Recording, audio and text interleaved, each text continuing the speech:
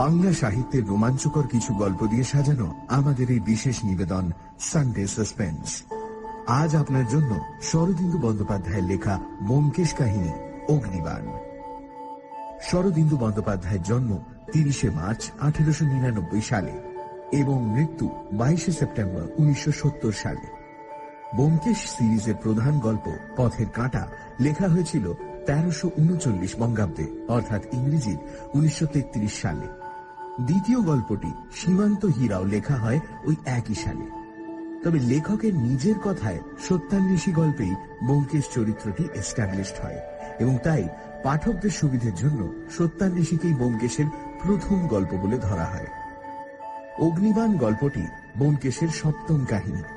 লেখক লিখেছিলেন 5ই বৈশাখ 1342 অর্থাৎ ইংরেজির 1935 সালে। ব্যোমকেশের গল্প 2 টাকা দামের এই বইটিতে সংকলিত হয়েছিল অগ্নিবাণ।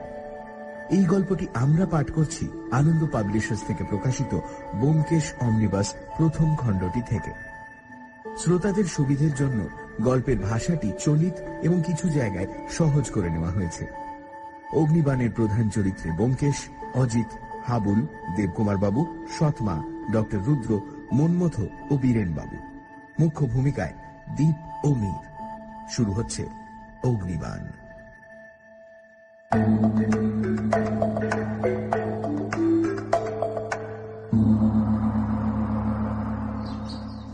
খবরের কাগজটা হতাশ ভাবে আমার কোলের ওপর ফেলে দিয়ে ব্যোমকেশ বলল, না, কোথাও কিছু নেই, একেবারে ফাঁকা।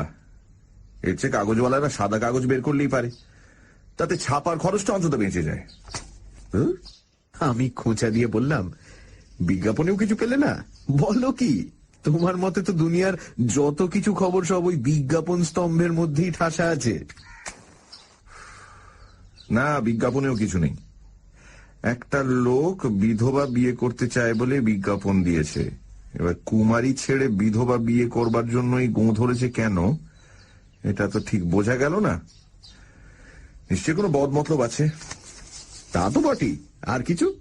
আর একটা বীমা কোম্পানি মহা ঘটা করে বিজ্ঞাপন দিয়েছে যে তারা স্বামী স্ত্রীর জীবন একসঙ্গে বীমা করবে এবং জোড়ার মধ্যে একটাকে কোনো রকমে পটল তোলাতে পারলেই অন্যজন টাকা পাবে।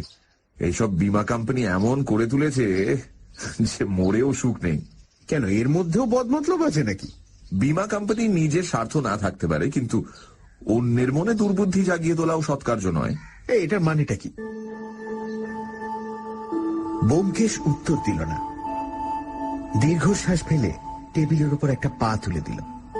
তারপর কড়িকাঠের দিকে অনুযোগপূর্ণ দৃষ্টিতে তাকিয়ে নীরবে ধোঁয়া ছাড়তে লাগল। আমি আর তাকে প্রশ্ন না করে খবরের কাগজ খুললাম। এই সময় চারিদিকে সভা সমিতি ও অধিবেশনের ধুম পড়ে যায়। এবারেও তার ব্যতিক্রম হয়নি। দেখলাম কলকাতাতেই গোটা 5 বড় বড় সভা চলছে। তাছাড়া দিল্লিতে নিখিল ভারতীয় বিজ্ঞান সভার অধিবেশন চলছে। নিরুৎসুকভাবে বিজ্ঞান কংগ্রেসের বিবরণ পড়তে পড়তে একটা নাম দৃষ্টি আকর্ষণ করল।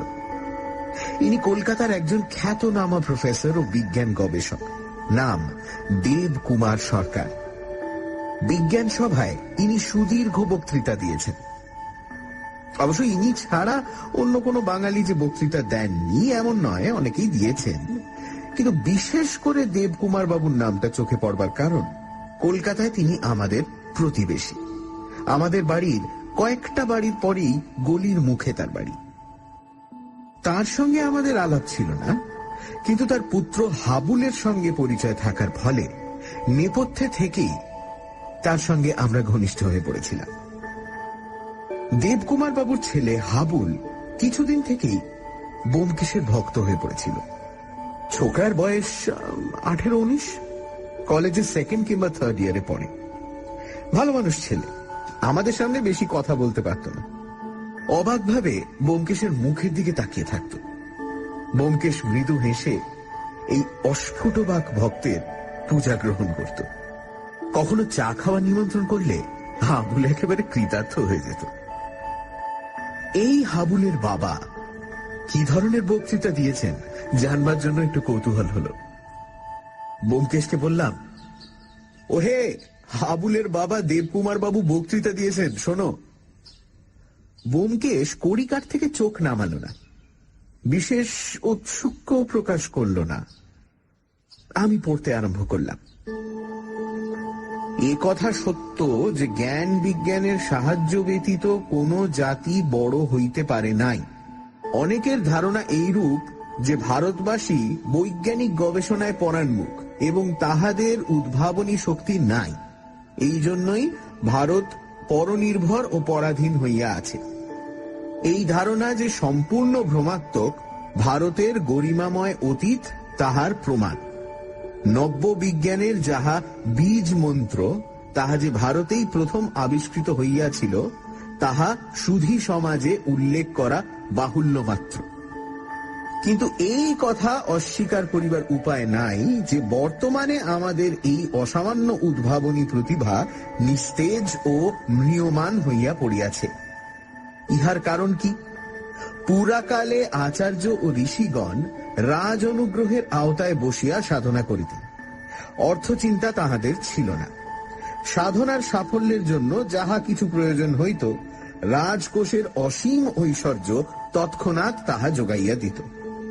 কিন্তু বর্তমান ভারতীয় বৈজ্ঞানিকের অবস্থা কিরূপ? রাজা বৈজ্ঞানিক গবেষণার পরিপোষক নহেন। ধনী ব্যক্তিরাও জ্ঞান বিজ্ঞানের প্রসারের জন্য অর্থ ব্যয় করিতে কুণ্ঠিত। কয়েকটি বিশ্ববিদ্যালয়ের পরিমিত আয়োজনের উপর নির্ভর করিয়া উচ্চবৃত্তির সাহায্যে আমাদের সাধনায় প্রবৃত্ত হইতে হয়। ফলে আমাদের সিদ্ধিও তদুপযুক্ত হইয়া থাকে। তবু আমি গর্ব করিয়া বলিতে পারি, যদি আমরা অর্থের অভাবে পীড়িত না হইয়া অকুণ্ঠ চিত্তে সাধনা করিতে পারিতাম, তাহা হইলে আমরা জগতের কোন জাতির নিকটেই ন্যূন হইয়া থাকিতাম না। কিন্তু হায়, অর্থ নাই। তবু এই দৈন্য নির্জিত অবস্থাতে আমরা যাহা করিয়াছি তাহা নিন্দার বিষয় নহে, শ্লাঘার বিষয়। আমাদের ক্ষুদ্র ক্ষুদ্র ল্যাবরেটরিতে যে সকল আবিষ্ক্রিয়া মাঝে মাঝে অতর্কিতে আবির্ভূত হইয়া আবিষ্কর্তাকে বিস্ময়ে অভিভূত করিয়া ফেলিতেছে, কে তাহার সংবাদ রাখে? আবিষ্কারক নিজে গোপন আবিষ্কার সযত্নে বুকে লুকাইয়া নীরবে আরো অধিক জ্ঞানের সন্ধানে ঘুরিতেছে। কিন্তু সে একাকী, তাহাকে সাহায্য করিবার কেহ নাই। বরঞ্চ সর্বদাই ভয় অন্য কেহ তাহার আবিষ্কার কণিকার সন্ধান পাইলে তৎক্ষণাৎ তাহা আত্মসাৎ করিবে। তাই বলিতেছি, অর্থ চাই, সহানুভূতি চাই, গবেষণা করিবার অবাধ অফুরন্ত উপকরণ চাই। থামো। কি হলো? চাই চাই চাই আর আস্ফালন ভাল লাগে না। বিষের সঙ্গে খোঁজ নেই, কুলোপানা চক্কর। আরে এই তো মজা। মানুষ নিজের অক্ষমতার একটা না একটা সাফাই সর্বদাই তৈরি করে রাখে। আমাদের দেশের আচার্যরাও তো ব্যতিক্রম নয়। দেবকুমার বাবুর লেকচার পড়লেই তো বোঝা যায়। হাবুল ছোকরা দেখতে হাবাগোবা ভালো মানুষ হলেও ভেতরে ভেতরে বেশ বুদ্ধিমান। তার বাবা হয়ে দেবকুমার বাবু এমন ইয়ের মতো আদি অন্তহীন বক্তৃতা দিয়ে বেড়ান কেন, এটাই আশ্চর্য। বুদ্ধিমান ছেলের বাবা হলেই যে বুদ্ধিমান হতে হবে এমন তো কোনো কথা নেই। দেবকুমার বাবুকে তুমি দেখেছো? ঠিক বলতে পারি না। তাকে দেখবার দুর্নিবার আকাঙ্ক্ষা কখনো প্রাণে জাগেনি, তবে শুনেছি তিনি দ্বিতীয় পক্ষে বিবাহ করেছেন। নির্বুদ্ধিতার এর চেয়ে বড় প্রমাণ আর কি থাকতে পারে? ব্যোমকেশ ক্লান্তভাবে চোখ বন্ধ করল। ঘড়িতে 8:30 বাজে। বসে বসে আর কি করব ভেবে না পেয়ে শেষে পুঁটিরামকে আর এক দফা চা ফরমাস করব ভাবছি, এমন সময় ব্যোমকেশ হঠাৎ সোজা হয়ে উঠে বসল। সিঁড়িতে কার পায়ের শব্দ শোনা যাচ্ছে। হাবুল। তার আবার কি হলো? বড্ড তাড়াতাড়ি আসছে। কয়েক মুহূর্ত পরেই হাবুল সজোরে দরজা ঠেলে ঘরে ঢুকে পড়ল। তার চুল উস্কো খুস্কো, চোখ দুটো যেন ভয়ে ও অভাবনীয় আকস্মিক দুর্ঘটনার আঘাতে ঠিকরে বেরিয়ে আসছে। কি হে হাবুল, কি হয়েছে? হাবুলের পাগলের মতো দৃষ্টি কিন্তু ব্যোমকেশের উপর নিবদ্ধ ছিল। আমার প্রশ্ন যেন সে শুনতেই পেল না। টলতে টলতে ব্যোমকেশের সামনে গিয়ে দাঁড়িয়ে বলল, ব্যোমকেশ দা, সর্বনাশ হয়ে গেছে।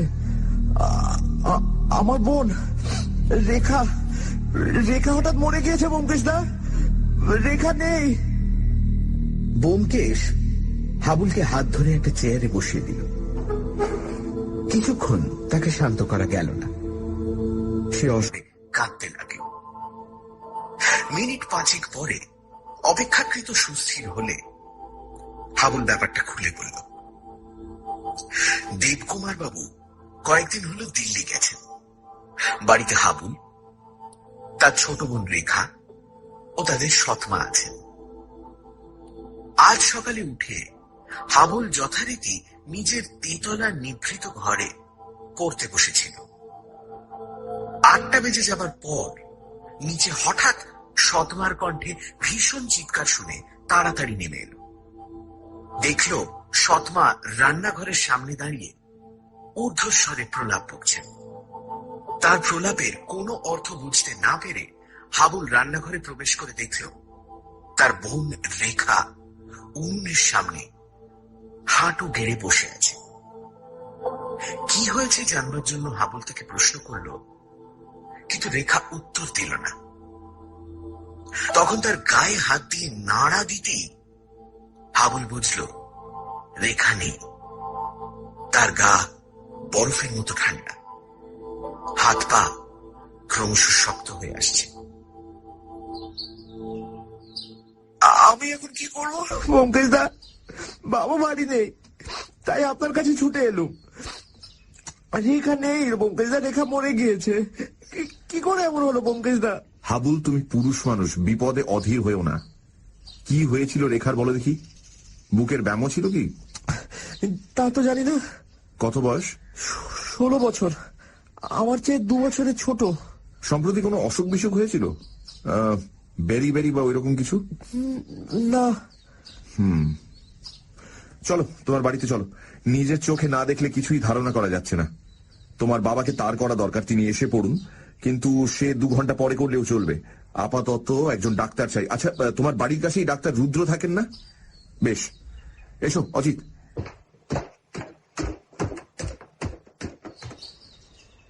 কয়েক মিনিট পরে দেবকুমার বাবুর বাড়ির সামনে উপস্থিত হলাম। আমরা দরজায় এসে দাঁড়াতেই ভেতর থেকে একটা তীক্ষ্ণ স্ত্রী কণ্ঠের এক টানা আওয়াজ কানে এলো।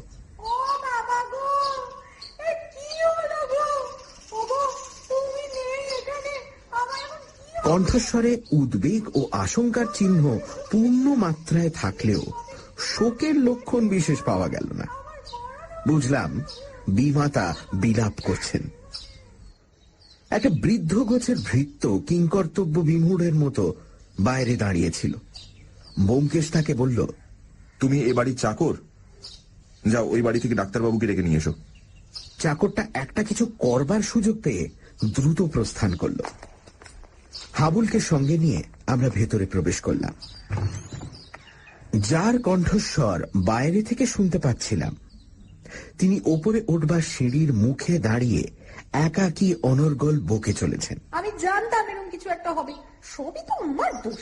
কি নেই বাবা, বাড়ির কর্তা নেই, সব দোষ তো এখন আমারই। আমার মরণ হয় না কেন গো? সব ছেলে মেয়ে নিয়ে কি অশান্তি, একটু কি জীবনে শান্তি পাবো না? আমি আগেই বুঝেছিলাম এই সংসারে শান্তি থাকবে না গো। যতই চেষ্টা করো এই সংসারে শান্তি থাকার নয়। আমাদের পায়ের শব্দে তিনি চমকে আমাদের দিকে তাকালেন। দুজন অপরিচিত লোককে হাবুলের সঙ্গে দেখে তিনি মাথার ওপর আঁচলটা টেনে তাড়াতাড়ি ওপরে উঠে গেলেন। আমি মুহূর্তের জন্য তার মুখটি দেখতে পেয়েছিলাম। আমার মনে হলো তার লাল চোখের ভেতরে একটা ত্রাস মিশ্রিত বিরক্তির ছায়া দেখা দিয়েই আঁচলের আড়ালে ঢাকা পড়ে গেল। আমার মা। বুঝেছি। রান্নাঘর কোনটা? হাবুল আঙুল দিয়ে দেখিয়ে দিল। জুতো খুলে আমরা রান্নাঘরে প্রবেশ করলাম। ঘরটা প্রায় অন্ধকার, আলো প্রবেশের কোনো পথ নেই। হাবুল দরজার পাশে হাত বাড়িয়ে সুইচ টিপতেই একটা ধোঁয়াটে বৈদ্যুতিক বাল্ব জ্বলে উঠল। তখন ঘরের ভেতরটা ভালো করে দেখতে পেলাম। দরজার অপর দিকে দেয়ালে সংলগ্ন পাশাপাশি দুটি কয়লার উনুন। তাতে ভাঙা পাথুরে কয়লা স্তূপ করা রয়েছে, কিন্তু আগুন নেই। এই অগ্নিহীন চুল্লির সামনে নতজানু হয়ে একটি মেয়ে বসে আছে, যেন বেদি প্রান্তে উপাসনারত একটি স্ত্রী মূর্তি। মেয়েটির দেহ সামনের দিকে ঝুঁকে আছে, মাথাও বুকের উপর নেমে পড়েছে। হাত দুটি সামনে বাড়ানো দেখে মনে হয় না যে সে মৃত। ব্যোমকেশ সন্তর্পণে গিয়ে তার নাড়ি টিপল। তার মুখ দেখেই বুঝলাম নাড়ি নেই। ব্যোমকেশ হাত ছেড়ে দিয়ে ধীরে ধীরে মেয়েটির থুতনি ধরে মুখ তুলল। প্রাণহীন দেহে মৃত্যু কাঠিন্য দেখা দিতে আরম্ভ করেছে। মুখ অল্প একটুখানি উঠল। মেয়েটি বেশ সুশ্রী, হাবুলের মতো নয়। রং ফর্সা, মুখের গড়ন ধারালো, নিচের ঠোঁট অভিমানিনীর মতো সামান্য ফোলা। 16 বছর বয়স অনুযায়ী গড়ন ভালোই। মাথার দীর্ঘ চুলগুলি বোধহয় স্নানের আগে বিনুনি খুলে পিঠে ছড়িয়ে দিয়েছিল, সেইভাবেই ছড়ানো আছে।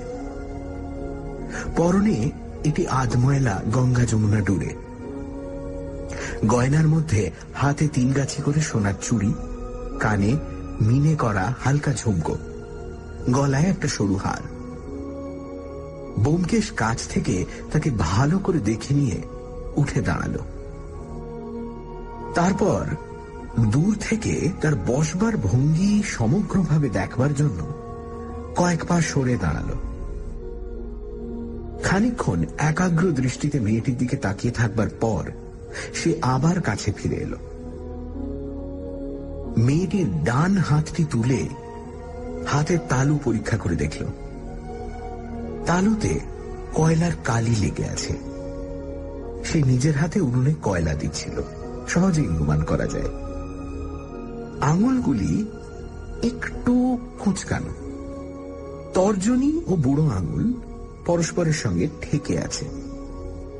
ব্যোমকেশ আঙুল দুটি সাবধানে আলাদা করতেই একটি ক্ষুদ্র জিনিস খসে মাটিতে পড়ল।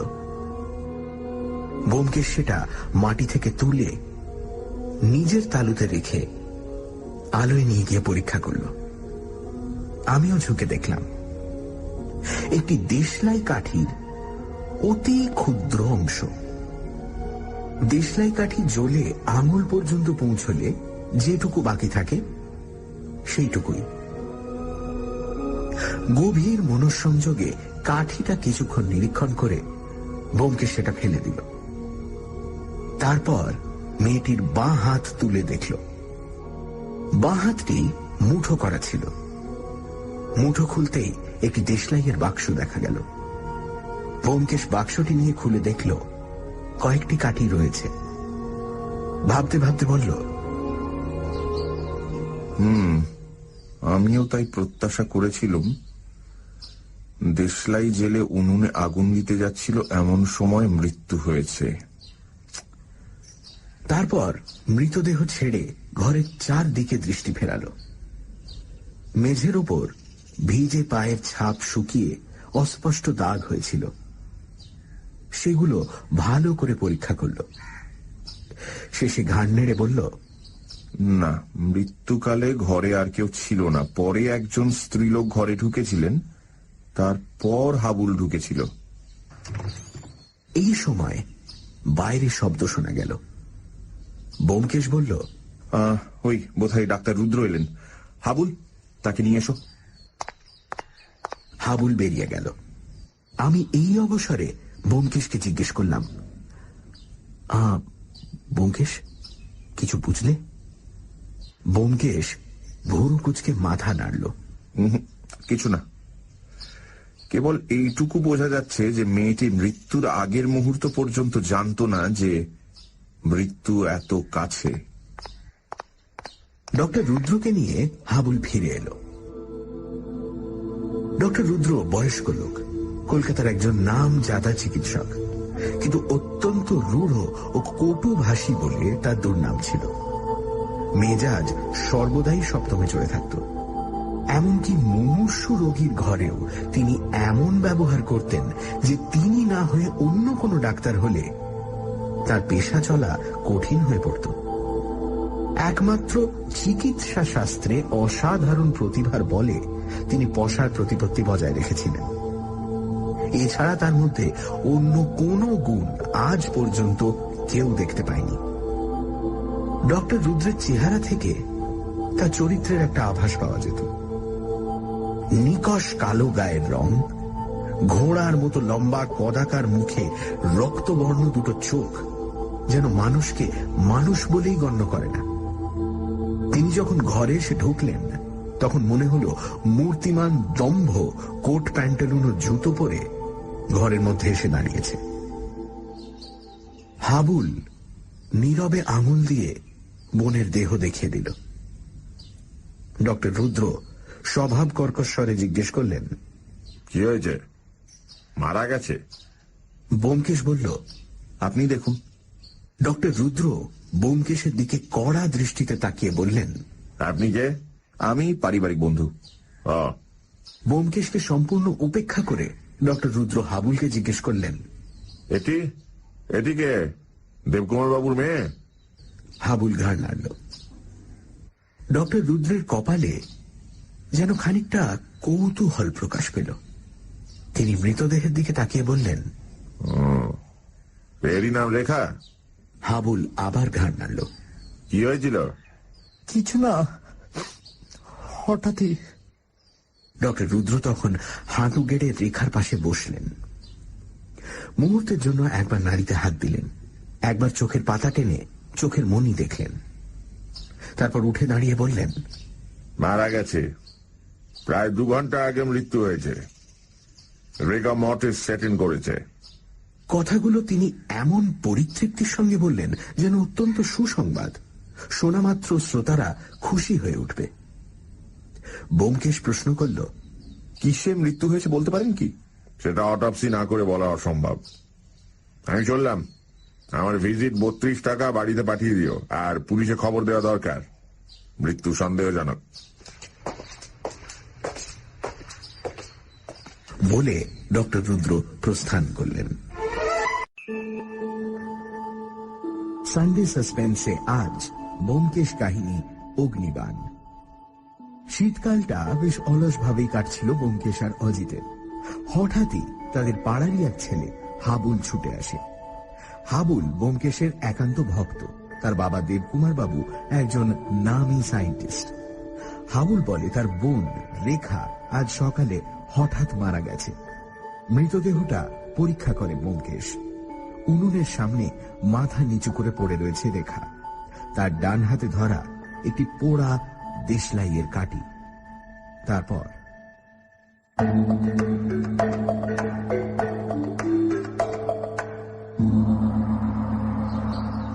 রান্নাঘর থেকে বেরিয়ে এসে ব্যোমকেশ বলল, পুলিশে খবর পাঠানোই উচিত, নইলে আরো অনেক হাঙ্গামা হতে পারে।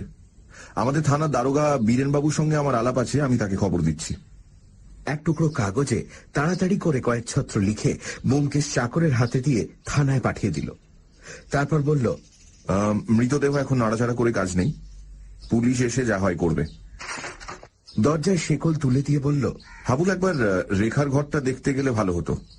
ভারী গলায় আসুন বলে হাবুল আমাদের ওপরে নিয়ে গেল।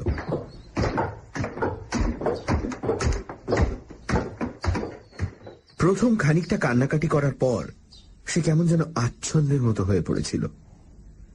যে যা বলছিল কলের পুতুলের মতো তাই করছিল। দোতলায় গোটা 3 ঘর। তার সর্বশেষেরটি রেখার, বাকি 2টি বোধ করি দেবকুমার বাবু ও তার গৃহিণীর শোয়ার ঘর। রেখার ঘরে প্রবেশ করে দেখলাম ঘরটা আয়তনে ক্ষুদ্র হলেও পরিপাটিভাবে গোছানো। আসবাব বেশি নেই, যে কটি রয়েছে বেশ পরিষ্কার পরিচ্ছন্ন।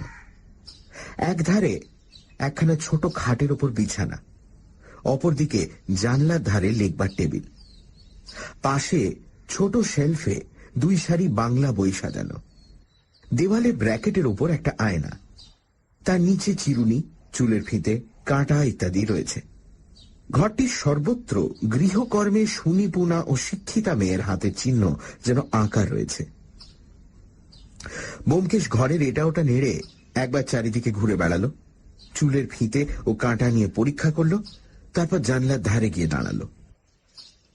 জানলাটা ঠিক গলির উপরেই। গলির অপরদিকে একটু পাশে ডক্টর রুদ্রের প্রকাণ্ড বাড়ি ও ডাক্তারখানা। বাড়ির খোলা ছাদ জানলা দিয়ে স্পষ্ট দেখা যায়।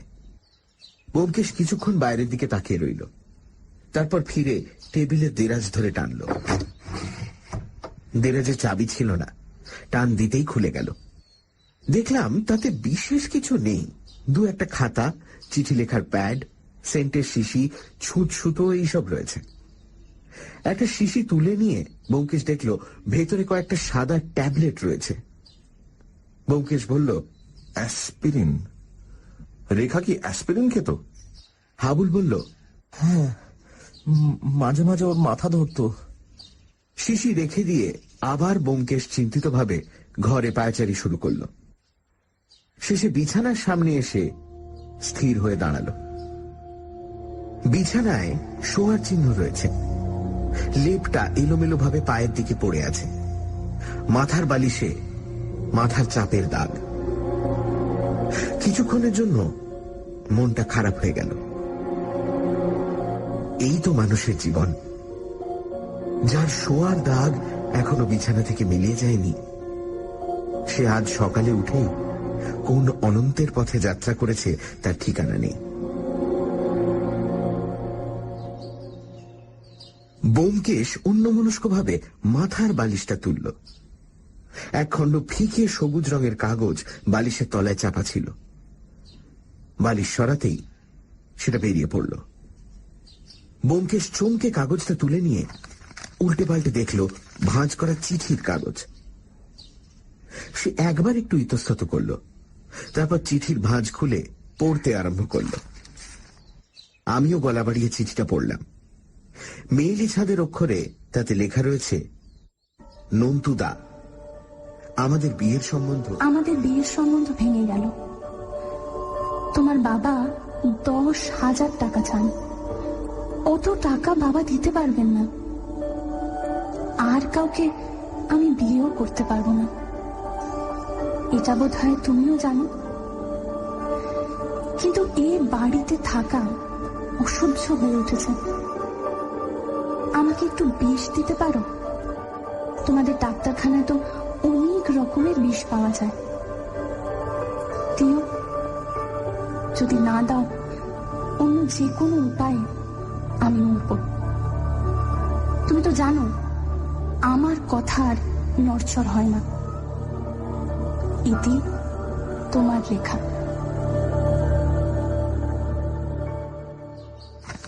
চিঠিটা পড়ে ব্যোমকেশ নীরবে হাবুলের হাতে দিল।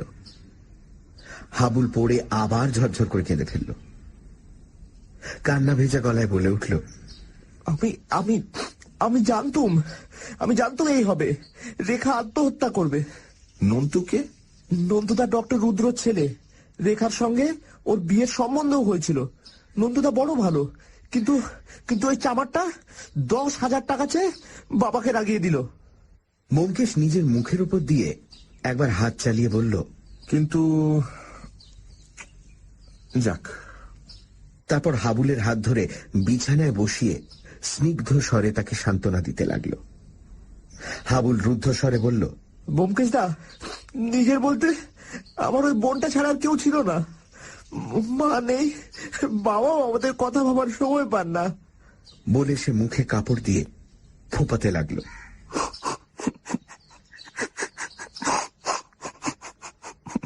যা হোক, ব্যোমকেশের সান্ত্বনায় কিছুক্ষণ পরে সে অনেকটা শান্ত হল। তখন ব্যোমকেশ বলল, চলো, এখনই পুলিশ আসবে। তার আগে তোমার মাকে কিছু জিজ্ঞাসা করবার আছে। হাবুলের বিমাতা নিজের ঘরে ছিলেন। হাবুল গিয়ে ব্যোমকেশের আবেদন জানাল। তিনি আর ঘোমটা টেনে দরজার পাশে এসে দাঁড়ালেন। এর আগে তাকে এক নজর মাত্র দেখেছি, এখন আরো ভালো করে দেখলাম। তার বয়স বোধ হয় 27-28 হবে। রোগা লম্বা ধরনের চেহারা, রং বেশ ফর্সা, মুখের গড়নও সুন্দর। কিন্তু তবু তাকে দেখে সুন্দরী বলা তো দূরের কথা, চলনসই বলতেও দ্বিধা হয়। চোখের দৃষ্টিতে একটা স্থায়ী প্রখরতা, পাতলা ঠোঁট এমন ভাবে বেঁকে আছে যেন সর্বদাই অন্যের দোষ ত্রুটি দেখছেন। তার অসন্তোষ চিহ্নিত মুখ দেখে আমার মনে হলো বিয়ের পর থেকে হয়তো ইনি একদিনের জন্য সুখী হননি।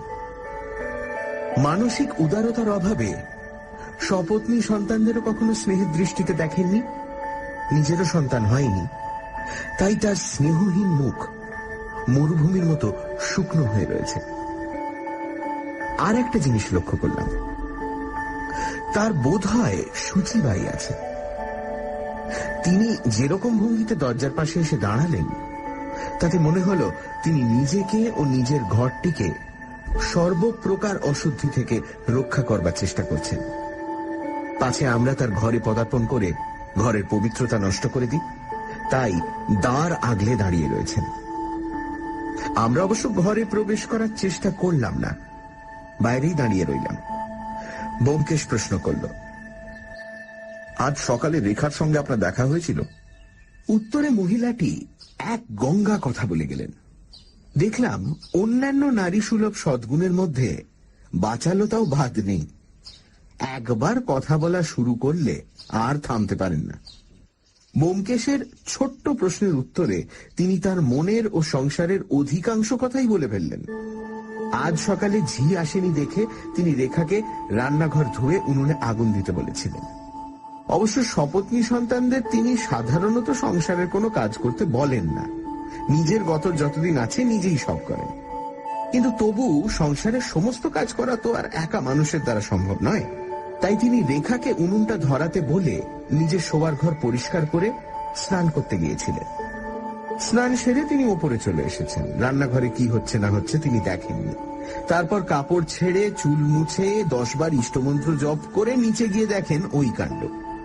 সপত্নী সন্তানদের কোনো কথায় তিনি থাকেন না, অথচ এমনই তার কপাল যে যত ঝঞ্ঝাট তাকেই পোয়াতে হয়।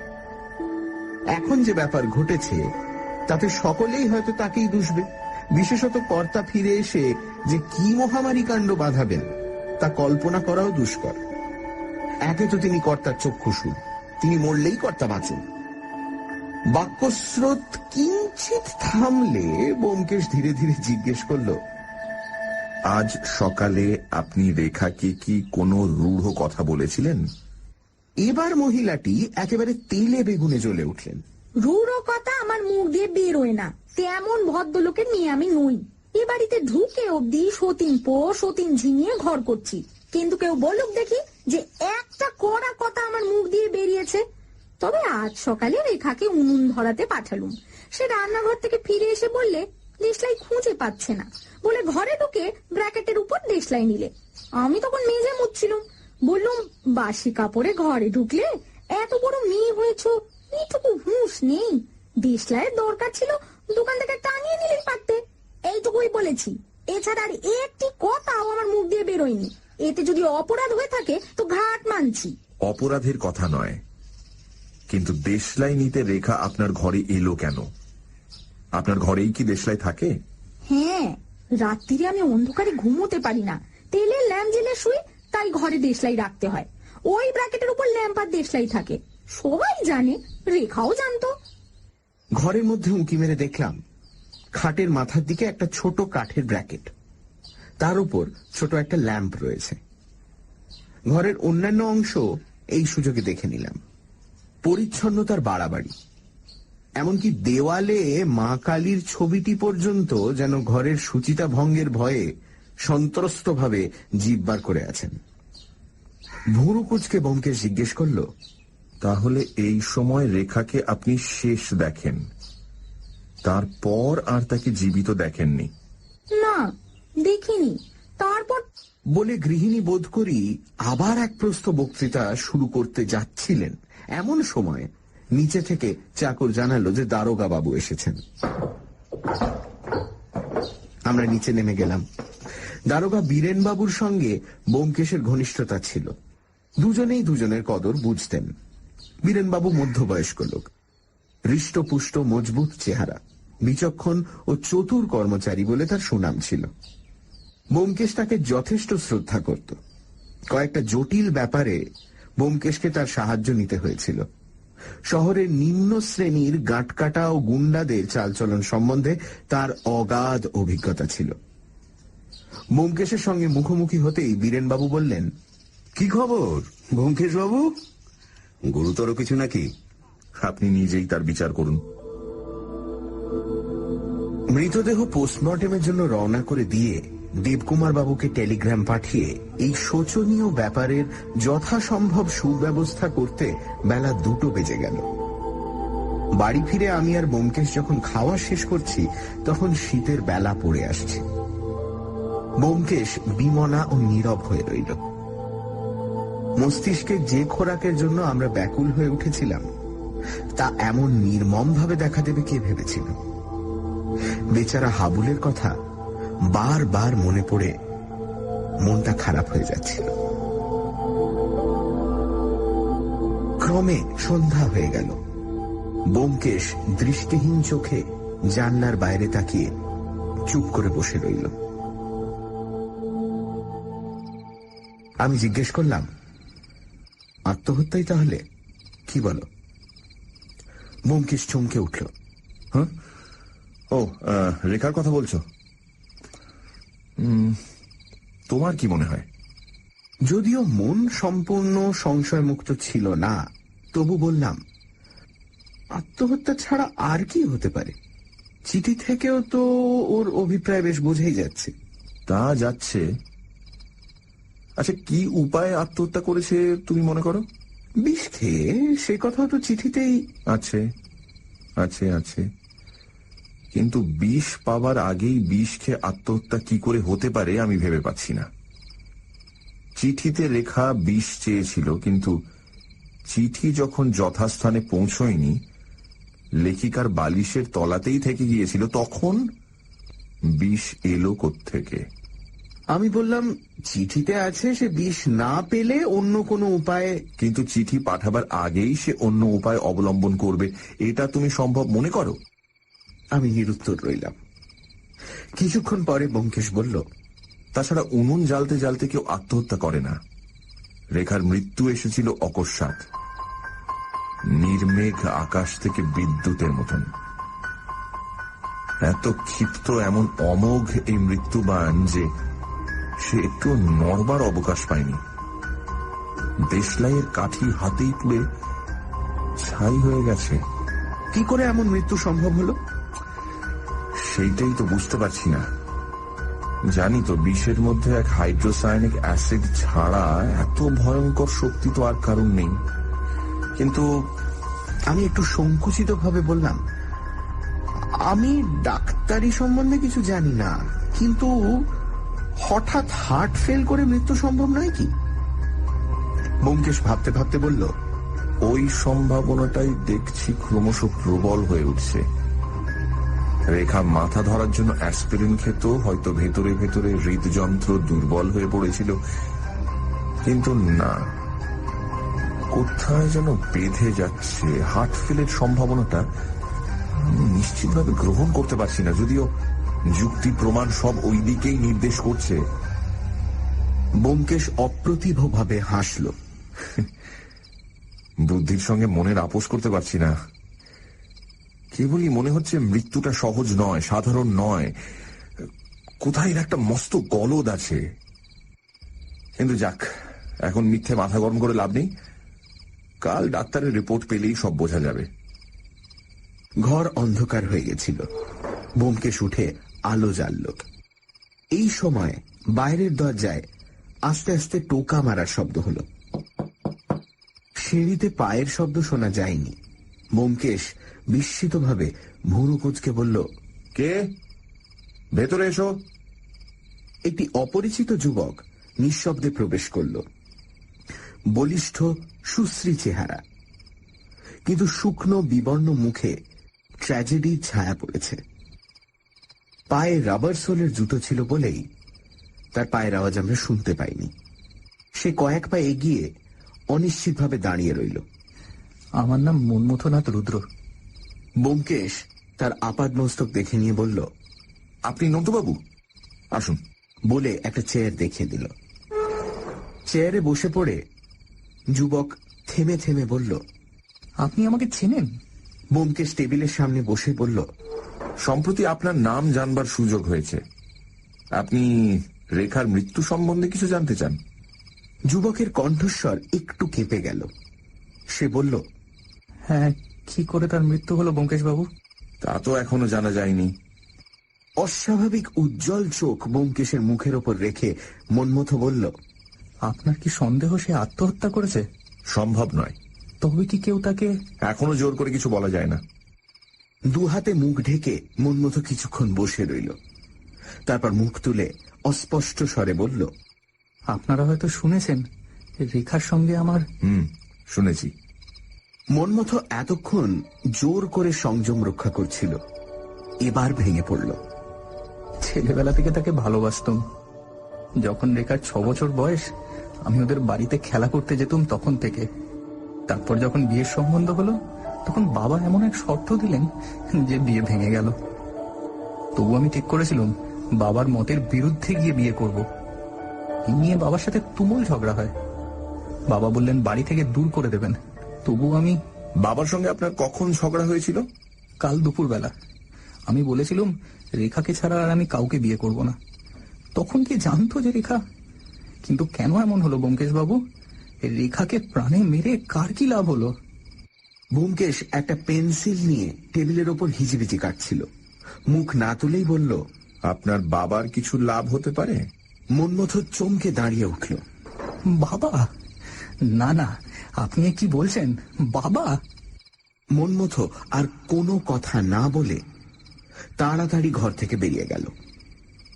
ব্যোমকেশের দিকে ফিরে দেখলাম সে গাঢ় মনঃসংযোগে টেবিলের ওপর হিজবিজি কাটছে। সানডে সাসপেন্সে আজ ব্যোমকেশ কাহিনী অগ্নিবাণ। রেখার ঘরে একটা চিঠি খুঁজে পায় ব্যোমকেশ। ডক্টর রুদ্র ছেলে মন্মথকে লেখা রেখার চিঠি। জানা যায় মন্মথর সাথে রেখার বিয়ে নাকি ডক্টর রুদ্র ভেঙে দিয়েছিলেন।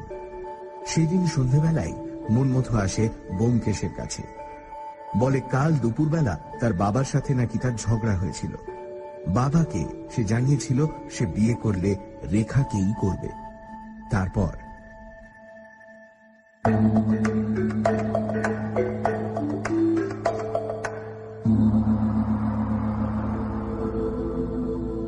পরদিন সকালবেলাটা ডাক্তারের রিপোর্টের প্রতীক্ষায় কেটে গেল, কিন্তু রিপোর্ট এলো না।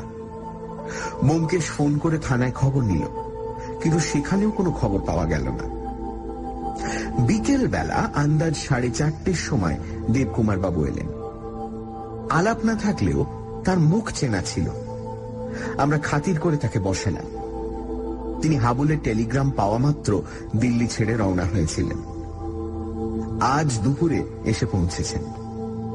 তার বয়স 40 কি 41 বছর, কিন্তু চেহারা দেখে আরো বর্ষিয়ান মনে হয়।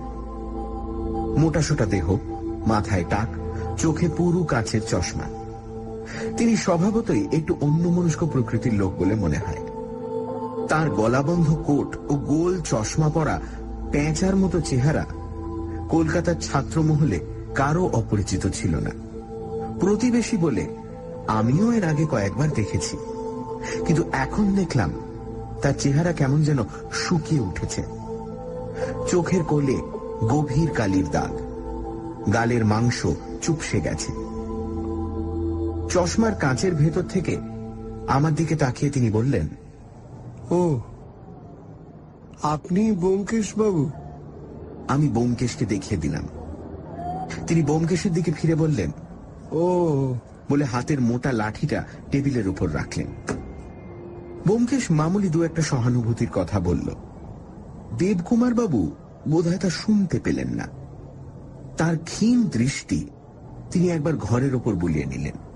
তারপর ক্লান্ত স্বরে বললেন, কাল বেলা 10টায় দিল্লি থেকে বেরিয়ে আজ 2:30টার সময় এখানে এসে পৌঁছেছি। প্রায় 30 ঘন্টা ট্রেনে। আমি চুপ করে রইলাম।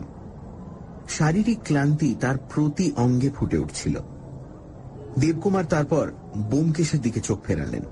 হাবুলের মুখে আপনার কথা শুনেছি, বিপদের সময় সাহায্য করেছেন, আপনাকে অশেষ ধন্যবাদ।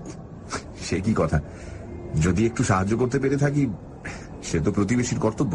তা বটে, কিন্তু আপনি কাজের লোক। তারপর হঠাৎ জিজ্ঞাসা করলেন, আচ্ছা, কি হয়েছিল মেয়েটার কিছু বুঝতে পেরেছেন কি? বাড়িতে ভালো করে তো কেউ কিছু বলতেও পারলো না। ব্যোমকেশ তখন যতখানি দেখেছিল ও বুঝেছিল দেবকুমার বাবুকে বলল। শুনতে শুনতে দেবকুমার বাবু অন্যমনস্কভাবে পকেট থেকে সিগার বার করলেন, সিগার মুখে ধরিয়ে তারপর আবার কি মনে করে সেটা টেবিলের উপর রেখে দিলেন। আমি তার মুখের দিকে তাকালাম, দেখলাম ব্যোমকেশের কথা শুনতে শুনতে তিনি এত তন্ময় হয়ে গিয়েছেন যে স্নায়বিক উত্তেজনার বশে তার অস্থির হাত দুটো যে কি করছে সেদিকে লক্ষ্য নেই। একবার তিনি চশমা খুলে বড় বড় চোখ দুটো নিষ্পলকভাবে প্রায় 2 মিনিট আমার মুখের উপর নিবদ্ধ করে রাখলেন। তারপর আবার চশমা পরে চোখ বন্ধ করে রইলেন।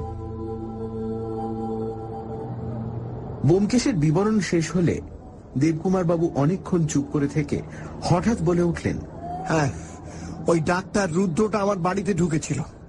চামার, চন্ডাল, টাকার জন্য পারে না এমন কাজ নেই, একটা জীবন্ত পিশাচ। উত্তেজনার বশে তিনি লাঠিটা মুঠো করে ধরে একেবারে দাঁড়িয়ে উঠলেন। তার মুখ হঠাৎ ভীষণ হিংস্র ভাব ধারণ করল। কয়েক মুহূর্ত পরেই কিন্তু আবার তার মুখ স্বাভাবিক অবস্থায় ফিরে গেল। আমাদের চোখে বিস্ময়ের চিহ্ন দেখে মনে হয় তিনি একটু লজ্জাই পেলেন। গলা ঝেড়ে বললেন, আমি চাই ব্যোমকেশ বাবু, আর একবার আপনাকে ধন্যবাদ জানাচ্ছি। দরজা পর্যন্ত গিয়ে তিনি থমকে দাঁড়ালেন, ভুরু কুঁচকে কি যেন চিন্তা করলেন। তারপর ফিরে বললেন, আমার পয়সা থাকলে এ ব্যাপারের অনুসন্ধানে আপনাকে নিযুক্ত করতাম, কিন্তু আমি গরিব, আমার পয়সা নেই। ব্যোমকেশ কি একটা বলতে চাইল, তিনি লাঠি নেড়ে তাকে বাধা দিলেন। আর বিনা পারিশ্রমিকে আমি কারো সাহায্য গ্রহণ করতে পারবো না। পুলিশ অনুসন্ধান করছে, তারাই যা পারে করুক। অনুসন্ধান করার আছেই বা কি? হাজার অনুসন্ধান করলেও আমার মেয়েকে তো আর আমি ফিরিয়ে পাবো না। একটা ভ্রম সংশোধন হলো। আমার ধারণা হয়েছিল দেবকুমার বাবু প্রথম পক্ষের ছেলে মেয়েদের ভালোবাসেন না। সেটা ভুল। অন্তত মেয়েকে তিনি খুব বেশি ভালোবাসেন। সিগারটা দেবকুমার বাবু ফেলে গিয়েছিলেন, সেটা দিকে দৃষ্টিপাত করে ব্যোমকেশ বলল, আশ্চর্য অন্যমনস্ক লোক। ডক্টর রুদ্রের উপর ভয়ঙ্কর রাগ দেখলুম। ব্যোমকেশ উত্তর দিল না। সন্ধ্যের পর দারোগা বীরেনবাবু স্বয়ং ডাক্তারের রিপোর্ট নিয়ে এলেন। বললেন, রিপোর্ট বড় ডিসঅ্যাপয়েন্টিং। বারবার পরীক্ষা করেও মৃত্যুর কারণ ধরতে পারা যায়নি। রিপোর্ট পড়ে দেখলাম ডাক্তার লিখেছেন দেহের কোথাও কোনো ক্ষতচিহ্ন নেই, শরীরের অভ্যন্তরেও কোনো বিষ পাওয়া যায়নি।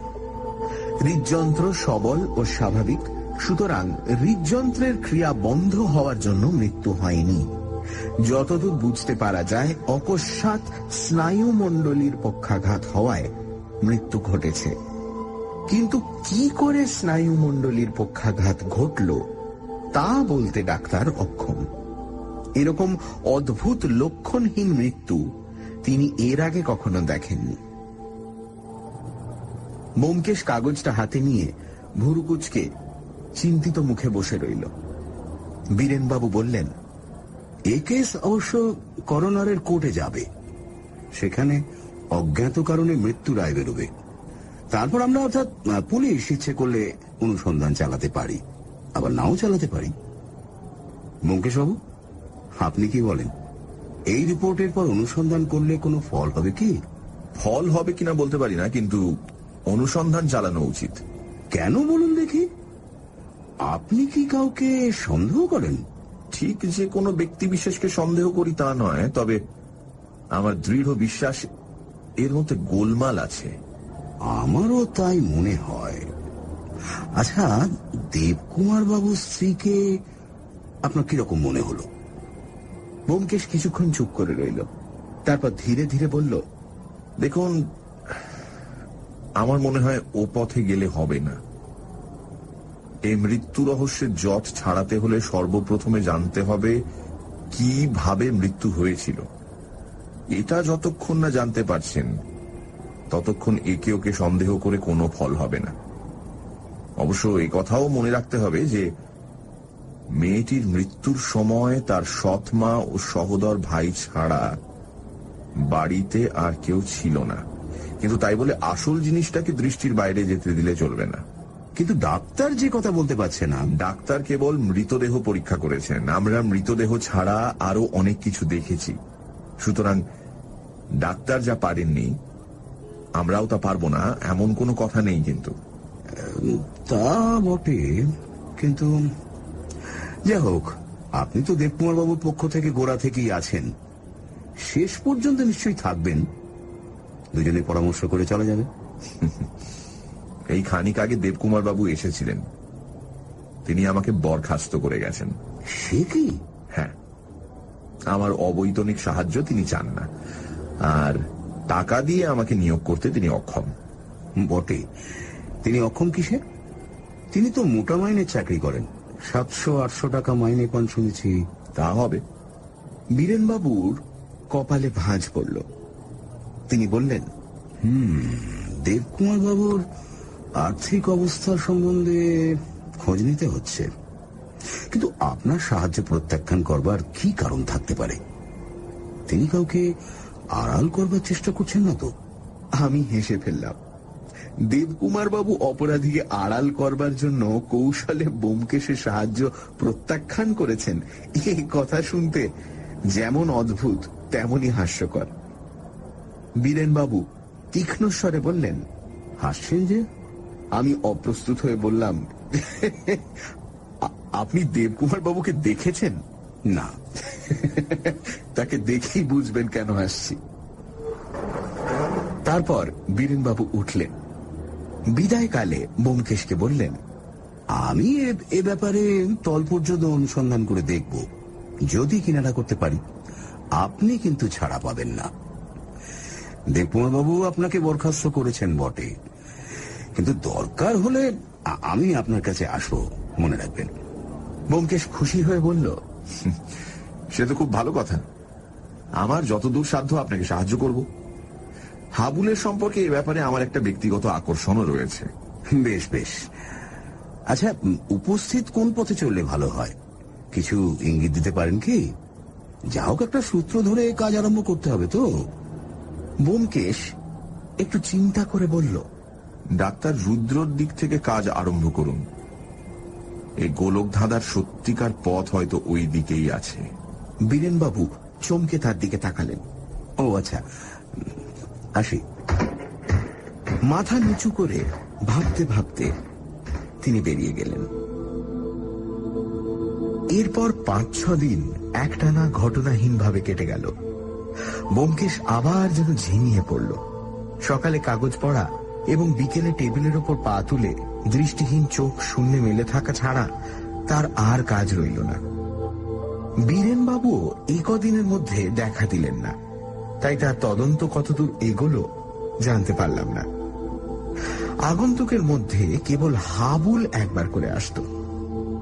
সে এলে ব্যোমকেশ নিজের অবসর ঝেড়ে ফেলে নানা ধরনের আলোচনায় তাকে প্রফুল্ল করবার চেষ্টা করত, কিন্তু হাবুল বিষণ্ণ মুখে চুপচাপ বসে থাকত, তারপর আস্তে আস্তে উঠে চলে যেত।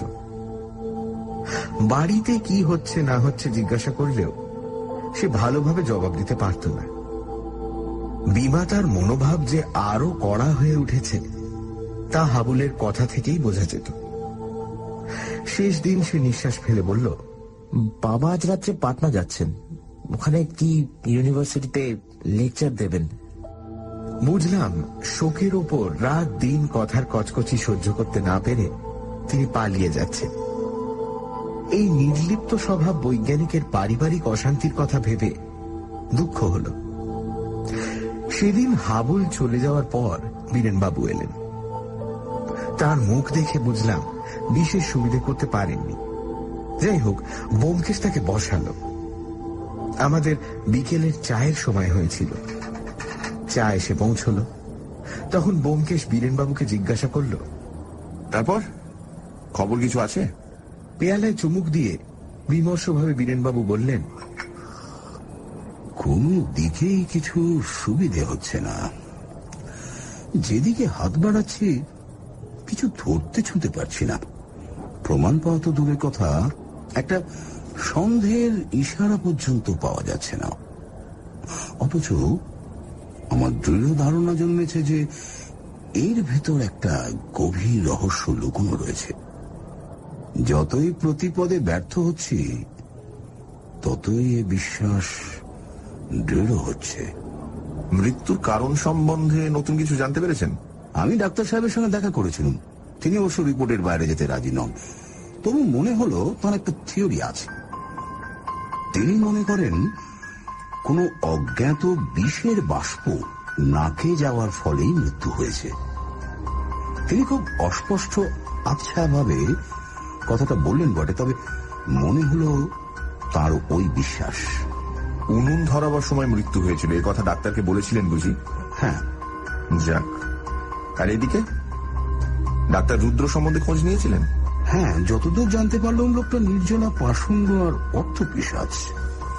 কয়েকজন টিটেনাস রোগীর ওপর নিজের আবিষ্কৃত ইঞ্জেকশন পরীক্ষা করতে গিয়ে তাদের সাবার করেছে, এই গুজবও শুনেছি। কিন্তু দুঃখের বিষয়, বর্তমান ব্যাপারে তাকে খুনের আসামি করা যায় না। দেবকুমার বাবুর মেয়ের সঙ্গে ওর ছেলের সম্বন্ধ হয়েছিল খবর ঠিক। লোকটা 10,000 টাকা বরপণ দাবি করেছিল। দেবকুমার বাবুর অত টাকা দেওয়ার ক্ষমতা নেই, কাজেই তাকে সম্বন্ধ ভেঙে দিতে হলো। ডাক্তার রুদ্রর ছেলেটা কিন্তু ভদ্রলোক। বাপের সঙ্গে এই নিয়ে তার ভীষণ ঝগড়া বেঁধে গিয়েছিল। ইতিমধ্যে এই বাড়িতে এই কাণ্ড। মেয়েটি হঠাৎ মারা গেল। তারপর ছোকরাটি শুনলাম বাড়ি ছেড়ে কোথায় চলে গেছে। তার বিশ্বাস তার বাপই প্রকারান্তরে মেয়েটির মৃত্যুর কারণ। মনমতো যে বাপের বাড়ি ছেড়ে চলে গেছে এ সংবাদ নতুন বটে, কিন্তু আর সব কথাই আমরা আগে থেকে জানতাম। তাই পুরনো কথা শুনতে শুনতে ব্যোমকেশ একটু অন্যমনস্ক হয়ে পড়েছিল। বীরেনবাবু থামলে সে প্রশ্ন করল, দেবকুমার বাবুর আর্থিক অবস্থা সম্বন্ধে অনুসন্ধান করবেন বলেছিলেন, করেছিলেন নাকি? করেছিলাম। তার আর্থিক অবস্থা ভালো নয়। ধার কর্জ নেই বটে, কিন্তু মেয়ের বিয়েতে 10-12 হাজার টাকা খরচ করা তার অসাধ্য।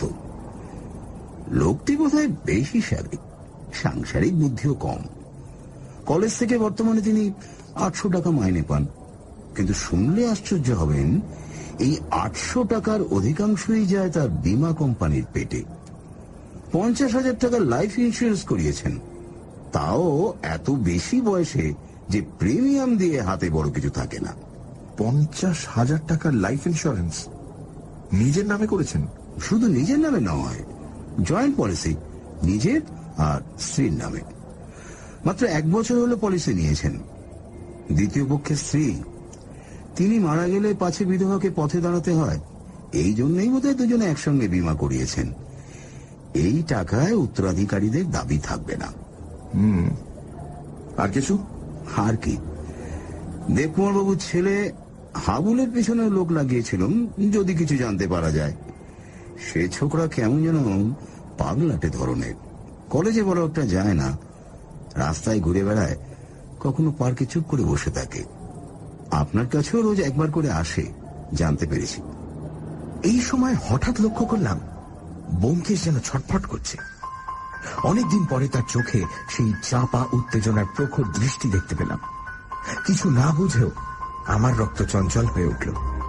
ব্যোমকেশ কিন্তু বাইরে কোনো উত্তেজনা প্রকাশ করল না। আগের মতোই বিরস স্বরে বলল, হাবুলকে বাদ দিতে পারেন। উঠছেন নাকি? থানাতেই থাকবেন তো? আচ্ছা, যদি দরকার হয় ফোনে খবর নেব। বীরেনবাবু একটু অবাক হয়ে উঠে দাঁড়ালেন। তিনি চলে যাওয়ার পর ব্যোমকেশ কিছুক্ষণ পেছনে হাত দিয়ে ঘরময় পায়চারি করল। দেখলাম তার চোখে সেই পুরনো আলো জ্বলছে। বীরেন বাবুকে সে হঠাৎ এমন ভাবে বিদায় করে দিল কেন জিজ্ঞেস করতে যাচ্ছি, এমন সময় সে চেয়ারের পিঠ থেকে শালখানা তুলে নিয়ে বলল, চলো একটু বেরিয়ে আসা যাক। বন্ধ ঘরে বসে মাথাটা গরম হয়ে গেছে। সানডে সাসপেন্সে আজ ব্যোমকেশ কাহিনী অগ্নিবাণ। পরের দিন বিকেলবেলা দেবকুমার বাবু আসেন ব্যোমকেশের কাছে। ডক্টর রুদ্রর প্রতি তার রাগ স্পষ্ট বোঝা যায়। ওদিকে পোস্টমর্টমের রিপোর্ট আসে। সন্দেহ করা হয় যে কোনো এক অজ্ঞাত বিষের বাষ্প নাকে যাওয়ায় মৃত্যু হয়েছে রেখার। পুলিশ ইন্সপেক্টর বীরেন বাবুর কাছ থেকে একটা তথ্য জানা যায়। দেবকুমার বাবু নাকি তার স্ত্রীর সাথে একটা যৌথ বীমা করিয়েছিলেন। কথাটা শুনে হঠাৎই উত্তেজিত হয়ে পড়ে ব্যোমকেশ। তারপর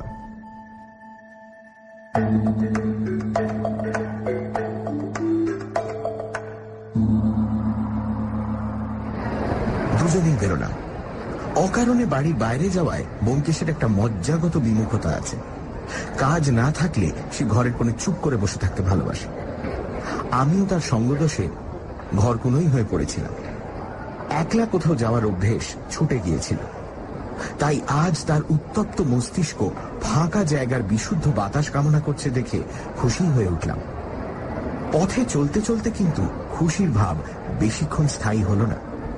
জনসংকুল পথে ব্যোমকেশ এমনই বাহ্যজ্ঞানহীন উদ্ভ্রান্ত ভাবে চলতে লাগলো যে ভয় হলো এখনই হয়তো একটা কাণ্ড বাঁধিয়ে বসে। আমি তাকে সামনে নিয়ে চলবার চেষ্টা করলাম, কিন্তু সে অপ্রশমিত বেগে একে ওকে ধাক্কা দিয়ে একবার এক বৃদ্ধ ভদ্রলোকের পা মারিয়ে দিয়ে কয়েক মুহূর্ত পরে এক তরুণীকে ঠেলা দিয়ে কোনো দিকে না তাকিয়ে জগন্নাথের অপ্রতিহত রথের মতো অগ্রসর হয়ে চলল। একটু যেতে দিন দেখি, একটু শোনুন শোনুন শোন। সত্যি এতটা আত্মবিস্মৃত তাকে এর আগে আমি কখনো দেখিনি। তার মন যে হঠাৎ শিকারের সন্ধান পেয়ে দিকবিদিক জ্ঞান শূন্য হয়ে ছুটছে তা আমি বুঝছিলাম বটে, কিন্তু তার মনস্তত্ত্ব সম্বন্ধে সম্পূর্ণ উদাসীন পথচারী তা বুঝবে কেন? কোনো মতে কলেজ স্কোয়ার পর্যন্ত এসে পৌঁছলাম। ছাত্রছাত্রীরা ঘুরে বেড়াচ্ছে, আড্ডা মারছে সেখানে। আমি আর দ্বিধা না করে ব্যোমকেশের হাত শক্ত করে ধরে ভেতরে ঢুকে পড়লাম। পুকুরকে ঘিরে একটা জটলা। আমরা সেই জটলায় মিশে গেলাম। ব্যোমকেশ তখনও স্থানকাল সম্বন্ধে সম্পূর্ণ অচেতন। তার ভুরু কুঁচকোনো, কাঁধ থেকে শাল মাঝে মাঝে পড়ে যাচ্ছে, কিন্তু সেদিকে তার ভ্রুক্ষেপ নেই। আমি ভাবতে লাগলাম বীরেন বাবুর কথার মধ্যে এমন কি ছিল যা ব্যোমকেশের নিষ্ক্রিয় মনকে হঠাৎ পাঞ্জাব মেলের ইঞ্জিনের মতো এতটা সক্রিয় করে তুলেছে। তবে কি রেখার মৃত্যু সমস্যার সমাধান আসন্ন? সমাধান যে সত্যিই আসন্ন তখনও তা বুঝতে পারেনি। আধ ঘন্টা এইভাবে পরিভ্রমণ করবার পর ব্যোমকেশের চেতনা ধীরে ধীরে ফিরে এলো। সে সহজ দৃষ্টিতে আমার দিকে তাকিয়ে বলল, আজ দেবকুমার বাবু পাটনা যাবেন, তাই না? আমি ঘাড় নাড়লাম। তাকে যেতে দেওয়া হবে না। ব্যোমকেশ সামনের দিকে তাকিয়ে কথা অসমাপ্ত রেখেই ক্ষিপ্র পায়ে এগিয়ে যেতে লাগলাম। দেখলাম এক কোণে একখানা বেঞ্চি ঘিরে অনেক ছেলে জড়ো হয়েছে এবং উত্তেজিত ভাবে কথা বলছে। ভিড়ের বাইরে যারা ছিল তারা গলা বাড়িয়ে দেখবার চেষ্টা করছে। তাদের ভাব দেখে মনে হলো অসাধারণ কিছু ঘটেছে। সেইখানে উপস্থিত হয়ে ব্যোমকেশ একটা ছেলেকে জিজ্ঞেস করলো, কি হয়েছে? ছেলেটি বলল, ঠিক বুঝতে পারছি না, বোধহয় কেউ হঠাৎ বেঞ্চে বসে বসেই মারা গেছে। ব্যোমকেশ ভিড় ঠেলে ভেতরে ঢুকলো। একটু যেতে দিন দেখি, একটু শুনুন শুনুন শুনুন। আমিও তার পেছনে পেছনে বেঞ্চির সামনে উপস্থিত হয়ে দেখলাম একটি ছোকরা ঠাসান দিয়ে বসে আছে, যেন বসে বসে ঘুমিয়ে পড়েছে। মাথা বুকের ওপর ঝুঁকে পড়েছে, পা সামনের দিকে প্রসারিত। ঠোঁটের কোণে একটা সিগারেট ঝুলছে।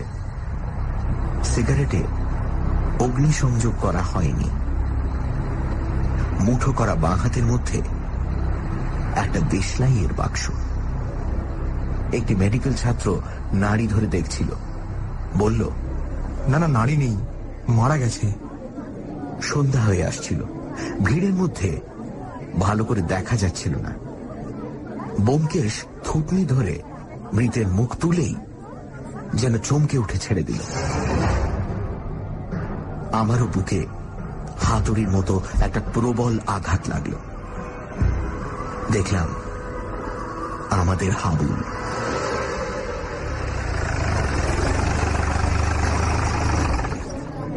পুলিশের পৌঁছতে দেরি হলো না। আমরা দেবকুমার বাবুর ঠিকানা পুলিশকে জানিয়ে বেরিয়ে এলাম। তখন রাস্তায় গ্যাস জ্বলেছে। দ্রুত পদে বাড়ির দিকে ফিরতে ফিরতে ব্যোমকেশ কয়েকবার যেন ভয়ার্ত স্বরে বলল, নিয়তির কি নির্মম প্রতিশোধ, কি নিদারুণ পরিহাস। আমার মাথার ভেতর সবকিছু কেমন যেন নিশ্চল হয়ে গেছিল। তবু অসীম অনুশোচনার সঙ্গে কেবল এই কথাটাই মনে হতে লাগলো, পরলোক যদি থাকে তবে যার মৃত্যুতে হাবুল এত কাতর হয়েছিল, সেই পরম স্নেহের বোনের সঙ্গে তার এতক্ষণে মিলন হয়েছে। বাসায় পৌঁছে ব্যোমকেশ নিজের লাইব্রেরি ঘরে গিয়ে দরজা বন্ধ করে দিল। শুনতে পেলাম সে টেলিফোনে কথা বলছে। হ্যাঁ বীরেন বাবু, আপনি কোথায়? আচ্ছা আচ্ছা, না আপনি চলে আসুন। হ্যাঁ হ্যাঁ হ্যাঁ, আর শুনুন, ওয়ারেন্টটা মনে করে আনবেন। আচ্ছা রাখি।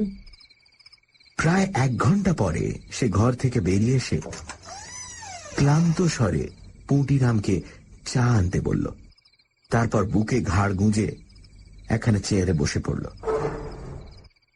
যে ট্র্যাজেডির শেষ অঙ্কে জবনিকা পড়তে আর দেরি নেই তার সম্বন্ধে বৃথা প্রশ্ন করে আমি আর তাকে বিরক্ত করলাম না।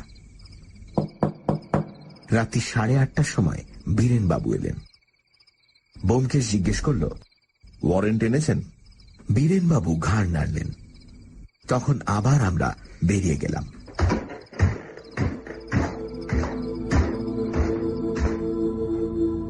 দেবকুমার বাবুর বাড়িতে আসতে 3-4 মিনিট লাগলো। দেখলাম বাড়ি নিস্তব্ধ। ওপরের ঘরগুলির জানলায় আলো নেই, কেবল নিচে বসবার ঘরে বাতি জ্বলছে। বীরেনবাবু কড়া নাড়লেন, কিন্তু ভেতর থেকে সাড়া এলো না। তখন তিনি দরজা ঠেললেন। ভেজানো দরজা খুলে গেল। আমরা ভেতরে ঢুকলাম।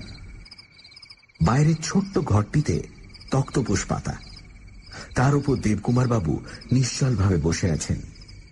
আমরা প্রবেশ করতে তিনি লাল চোখ তুলে আমাদের দিকে তাকালেন। কিছুক্ষণ চেয়ে থাকবার পর তার মুখে একটা তিক্ত হাসি দেখা দিল। তিনি মাথা নেড়ে অস্ফুট স্বরে বললেন,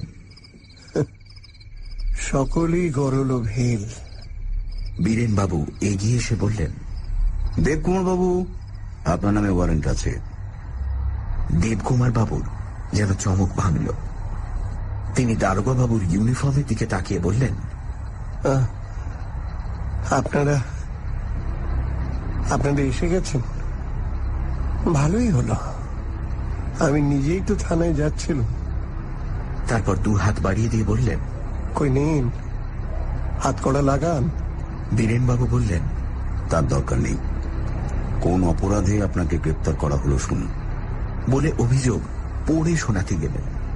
দেবকুমার বাবু কিন্তু ইতিমধ্যে আবার অন্যমনস্ক হয়ে পড়লেন। পকেটে হাত দিয়ে তিনি যেন কি খুঁজতে খুঁজতে নিজের মনেই বললেন, নিয়তি, নইলে হাবুল ওই বাক্স থেকে দেশলাইয়ের কাঠি বার করতে গেল কেন? আমি কি ভেবেছিলাম, কি হয়ে গেল? ভেবেছিলাম রেখার ভালো বিয়ে দেব, নিজের একটা বড় ল্যাবরেটরি করব, হাবুলকে বিলেত পাঠাবো। পকেট থেকে সিগার বার করে তিনি মুখে দিলেন। ব্যোমকেশ নিজের দেশলাই জ্বালিয়ে তার সিগারে অগ্নিসংযোগ করে দিল। তারপর বলল, দেবকুমার বাবু, আপনার দেশলাইটা আমাদের দিতে হবে। দেবকুমার বাবুর চোখে আবার সচেতন দৃষ্টি ফিরে এলো। তিনি বললেন, ও ব্যোমকেশ বাবু, আপনিও এসেছেন? না না, ভয় নেই আপনার। আমি আত্মহত্যা করব না। আমি ছেলেকে মেরেছি, আমি মেয়েকে মেরেছি। আমি খুনি আসামির মতো ফাঁসি কাটে ঝুলতে চাই। দেশলাইয়ের বাক্সটা তবে দিন। পকেট থেকে বাক্স বের করে দেবকুমার বাবুর সামনে ফেলে দিলেন। বললেন, নিন, নিন। সাবধান, খুব ভয়ানক জিনিস। এর প্রত্যেকটি কাঠি এক একটি মৃত্যুবান। একবার জ্বালালে আর রক্ষে নেই। ব্যোমকেশ দেশলাইয়ের বাক্সটা বীরেন বাবুর হাতে দিল। তিনি সন্তর্পণে সেটা পকেটে রাখলেন। দেবকুমার বাবু বলে চললেন, কি অদ্ভুত আবিষ্কার করেছিলাম। অদ্ভুত। পলকের মধ্যে মৃত্যু হবে, কিন্তু কোথাও এতটুকু চিহ্ন থাকবে না। আধুনিক যুদ্ধনীতির আমূল পরিবর্তন হয়ে যেত। বিষ নয়, মহামারী। কিন্তু কিন্তু সকলেই গরলোভে। তিনি বুক ভাঙা গভীর নিঃশ্বাস ত্যাগ করলেন। বীরেন বাবু মৃদুস্বরে বললেন, দেখুন বাবু, এবার যাবার সময় হয়েছে, চলুন। তিনি তক্ষুনি উঠে দাঁড়ালেন। ব্যোমকেশ একটু কুণ্ঠিত স্বরে জিজ্ঞেস করল, আপনার স্ত্রী কি বাড়িতেই আছেন? স্ত্রী?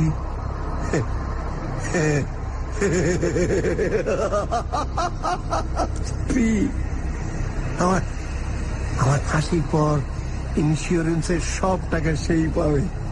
বলুন, এটা প্রকৃতির পরিহাস নয়?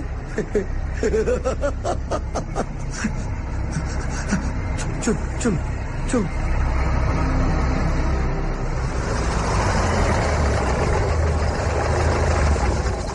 একটা ট্যাক্সি ডাকা হলো। ব্যোমকেশ হাত ধরে দেবকুমার বাবুকে তাতে তুলে দিলেন। বীরেন বাবু তার পাশে বসলেন। দুজন কনস্টেবল ইতিমধ্যে কোথা থেকে আবির্ভূত হয়েছে। তারাও ট্যাক্সিতে চেপে বসল। দেবকুমার বাবু গাড়ির ভেতর থেকেই বললেন, ব্যোমকেশ বাবু, আপনি আমার রেখার মৃত্যুর কিনারা করতে চেয়েছিলেন। আপনাকে ধন্যবাদ। আমরা ফুটপাতে দাঁড়িয়ে রইলাম। ট্যাক্সি চলে গেল।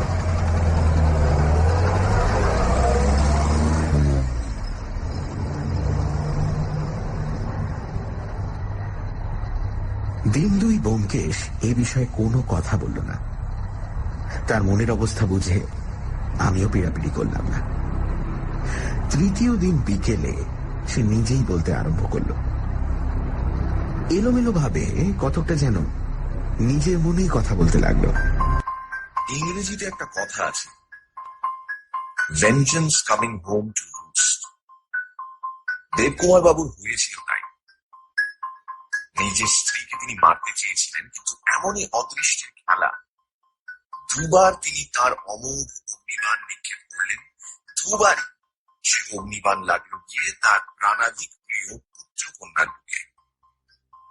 দেবকুমার অপ্রত্যাশিত ভাবে এক আবিষ্কার করে ফেলেছিলেন, কিন্তু টাকার অভাবে সে আবিষ্কারের সদ্ব্যবহার করতে পারছিলেন না। এমনই আবিষ্কার যে তার পেটেন্ট নেওয়া চলে না, কারণ সাধারণ ব্যবসার জগতে এর ব্যবহার নেই। কিন্তু ঘুণাক্ষরে এর ফর্মুলা জানতে পারলে জাপান, জার্মানি, ফ্রান্স প্রভৃতি যুদ্ধোদ্যত রাজ্য লোলুপ জাতি নিজেদের কারখানায় এই প্রাণঘাতী বিষ তৈরি করতে আরম্ভ করে দেবে। আবিষ্কর্তা কিছুই করতে পারবেন না। এত বড় আবিষ্কার থেকে আর এক কপর্দক লাভ পর্যন্ত হবে না। সুতরাং আবিষ্কারের কথা দেবকুমার বাবু চেপে গেলেন। প্রথমে টাকা চাই, কারণ এই বিষ কি করে ব্যবহার করা যেতে পারে সে বিষয়ে আর অনেক এক্সপেরিমেন্ট করা দরকার। কিন্তু টাকা কোথায়? এত বড় এক্সপেরিমেন্ট গোপনে চালাতে গেলে নিজের ল্যাবরেটরি চাই, তাতে অনেক টাকার দরকার, কিন্তু টাকা আসে কোথা থেকে? এদিকে বাড়িতে দেবকুমার বাবুর স্ত্রী তার জীবন দুর্বহ করে তুলেছিলেন। মানসিক পরিশ্রম যারা করে তারা চায় সাংসারিক ব্যাপারে শান্তি, অথচ তার জীবনে ওই জিনিসটির একান্ত অভাব হয়ে উঠেছিল। এক সূচিবায়ুগ্রস্ত মুখরা স্নেহহীনা স্ত্রীর নিত্য সাহচর্য তাকে পাগলের মতো করে তুলেছিল। এটা অনুমানে বুঝতে পারি, দেবকুমার বাবু স্বভাবত নিষ্ঠুর প্রকৃতির লোক নন। শান্তিতে নিজের বৈজ্ঞানিক চিন্তায় মগ্ন হয়ে থাকতে পারলে তিনি আর কিচ্ছুটি চান না। তারপর তার সংশয়ের সমাধান করে বীমা কোম্পানির যুগ্ম জীবন পলিসির বিজ্ঞাপন চোখে পড়ল। স্বামী স্ত্রী একসঙ্গে বীমা করতে পারে, একজন মরলে অন্যজন টাকা পাবে। এমন সুযোগ তিনি আর কোথায় পাবেন? যদি এইভাবে জীবন বীমা করে তার আবিষ্কৃত বিষ দিয়ে স্ত্রীকে মারতে পারেন, এক ঢিলে দুই পাখি মরবে। তিনি তার বাঞ্ছিত টাকা পাবেন, স্ত্রীও মরবে এমন ভাবে যে কেউ বুঝতে পারবে না কি করে মৃত্যু হলো। দেবকুমার বাবু একেবারে 50,000 টাকা জীবন বীমা করালেন। তারপর অসীম ধৈর্য সহকারে অপেক্ষা করতে লাগলেন। তাড়াতাড়ি করলে চলবে না, বীমা কোম্পানির সন্দেহ হতে পারে। এইভাবে 1 বছর কেটে গেল। তিনি মনে মনে স্থির করলেন এই বড়দিনের ছুটিতে তার মৃত্যুবাণ নিক্ষেপ করবেন। তার আবিষ্কৃত বিষের প্রকৃতি অনেকটা বিস্ফোরক বারুদের মতো। এমনিতে সে অতি নিরীহ, কিন্তু একবার আগুনের সংস্পর্শে এলে তার ভয়ঙ্কর শক্তি বাষ্পরূপ ধরে বেরিয়ে আসে। সে বাষ্প কারুর নাকে কণা মাত্র গেলেও আর রক্ষে নেই, তৎক্ষণাৎ মৃত্যু হবে। দেবকুমার বাবু তাঁর স্ত্রীর উপর এই বিষ প্রয়োগ করবার এক চমৎকার উপায় বার করলেন। বৈজ্ঞানিক মাথা ছাড়া এমন বুদ্ধি বেরোয় না। তিনি কতগুলি দেশলাইয়ের কাঠির বারুদের সঙ্গে এই বিষ মাখিয়ে দিলেন। কি উপায় মাখালেন বলতে পারি না, কিন্তু ফল দাঁড়ালো যিনি সেই কাঠি জ্বালবেন তাকেই মরতে হবে। এইভাবে বিষাক্ত দেশলাইয়ের কাঠি তৈরি করে তিনি দিল্লিতে বিজ্ঞান সভার অধিবেশনে যোগ দেওয়ার জন্য প্রস্তুত হতে লাগলেন। ক্রমে দিল্লি যাওয়ার সময় হয়ে এলো। তখন তিনি সময় বুঝে তার স্ত্রীর দেশলাইয়ের বাক্সতে একটি কাঠি রেখে দিয়ে দিল্লিতে যাত্রা করলেন। তিনি জানতেন তার স্ত্রী রোজ রাতে শোবার আগে ওই দেশলাই দিয়ে ল্যাম্প জ্বালেন। সর্বনাশা কালকুট যে দেবকুমার বাবু বিজ্ঞান সাগর মন্থন করে তুলেছিলেন তার জীবনে, সকলেই গরল ভেল। ব্যোমকেশ একটা নিঃশ্বাস ফেলে চুপ করে রইল। কিছুক্ষণ পরে আমি তাকে জিজ্ঞেস করলাম, আচ্ছা, দেবকুমার বাবু যে অপরাধী এটা তুমি প্রথম বুঝলে কখন? যে মুহূর্তে শুনলাম যে দেবকুমার বাবু 50,000 টাকা জীবন বীমা করিয়েছেন সেই মুহূর্তে। তার আগে রেখাকে হত্যা করবার একটা সন্তোষজনক উদ্দেশ্যই পাওয়া যাচ্ছিল না। কে তাকে মেরে লাভবান হলো, কার স্বার্থে সে ব্যাঘাত দিচ্ছিল, এই কথাটার ভালো রকম জবাব পাওয়া যাচ্ছিল না। রেখা যে হত্যাকারীর লক্ষ্য নয় তা তো আমরা জানতুম না, কিন্তু আরেক দিক থেকে একটি ছোট্ট সূত্র হাতে এসেছিল। রেখার দেহ পরীক্ষায় যখন বিষ পাওয়া গেল না, তখন কেবল একটা সম্ভাবনাই গ্রহণযোগ্য রইল, অর্থাৎ যে বিষে তার মৃত্যু হয়েছে সে বিষ বৈজ্ঞানিকদের অপরিচিত, মানে নতুন আবিষ্কার। মনে আছে দিল্লিতে দেবকুমার বাবুর বক্তৃতা? আমরা তখন সেটা পাগলের প্রলাপ বলে উড়িয়ে দিয়েছিলাম। কে জানতো তিনি সত্যিই এক অদ্ভুত আবিষ্কার করে বসে আছেন, আর তারই চাপা ইঙ্গিত তার বক্তৃতায় ফুটে বেরুচ্ছে। সে যা হোক, কথা দাঁড়ালো এই নতুন আবিষ্কার কোথা থেকে এলো। দুজন বৈজ্ঞানিক হাতের কাছে রয়েছে, এক ডাক্তার রুদ্র, দ্বিতীয় দেবকুমার বাবু। এদের দুজনের মধ্যে একজন এই অজ্ঞাত বিষের আবিষ্কর্তা, কিন্তু ডাক্তার রুদ্রর ওপর সন্দেহটা বেশি হয়, কারণ তিনি ডাক্তার। বিষ নিয়ে নাড়াচাড়া তাঁরই বেশি। তাছাড়া দেবকুমার বাবু বিষের আবিষ্কর্তা হলে তিনি কি নিজের মেয়ের ওপর সেই বিষ প্রয়োগ করবেন? কাজেই সব সন্দেহ পড়ল গিয়ে ডাক্তার রুদ্রর ওপর। কিন্তু তবু আমার মন খুঁতখুত করতে লাগলো। ডাক্তার রুদ্র লোকটি অতি পাজি, কিন্তু তাই বলে সে এত সামান্য কারণে একটি মেয়েকে খুন করবে? আর যদি বা সে তা করতে চায়, রেখার নাগাল পাবে কি করে? কোন উপায়ে আরেকজনের বাড়িতে বিষ পাঠাবে? রেখার সঙ্গে মনমথর ছাদের উপর থেকে দেখা দেখি চিঠি ফেলাফেলি চলত, কিন্তু রুদ্রর সঙ্গে তো সেরকম কিছু ছিল না। কোন বিষাক্ত বাষ্পই যে মৃত্যুর কারণ, এই চিন্তাটা গোড়া থেকে আমার মাথায় ধোঁয়ার মতো ঘুরে বেড়াচ্ছিল। মনে করে দেখো, রেখার এক হাতে পোড়া দেশলাইয়ের কাঠি, আর এক হাতে বাক্স ছিল, অর্থাৎ দেশলাই জ্বালার পরই মৃত্যু হয়েছে। সংযোগটা সম্পূর্ণ আকস্মিক হতে পারে, আবার কার্যকারণ সম্বন্ধও থাকতে পারে। দেবকুমার বাবু কিন্তু বড় চালাকি করেছিলেন। বাক্সে একটি বই বিষাক্ত কাঠি দেননি, যাতে বাক্সের অন্যান্য কাঠি পরীক্ষা করে কোনো হদিশ পাওয়া না যায়। আমি সে বাক্সটা এনেছিলাম, পরীক্ষাও করেছিলাম, কিন্তু কিচ্ছু পাইনি। হাবুলের বেলাতেও বাক্সে একটি বিষাক্ত কাঠি ছিল, কিন্তু এমনই কপাল যে সেইটাই হাবুল পকেটে করে নিয়ে এলো আর প্রথমেই জ্বালল।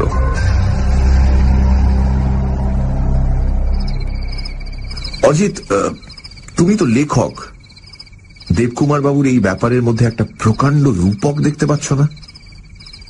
মানুষ যেদিন প্রথম অন্যকে হত্যা করবার অস্ত্র আবিষ্কার করেছিল, সেদিন সে নিজেরই মৃত্যুবান নির্মাণ করেছিল।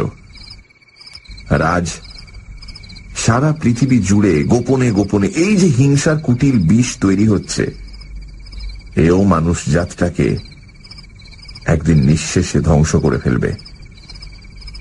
ব্রহ্মার ধ্যান উদ্ভূত দৈত্যের মতো সে কিন্তু স্রষ্টাকেও রেয়াত করবে না, মনে হয় নাকি? ঘর অন্ধকার হয়ে গিয়েছিল। ব্যোমকেশকে ভালো করে দেখা যাচ্ছিল না, কিন্তু আমার মনে হলো তার শেষ কথাগুলো জল্পনা নয়, ভবিষ্যৎবাণী।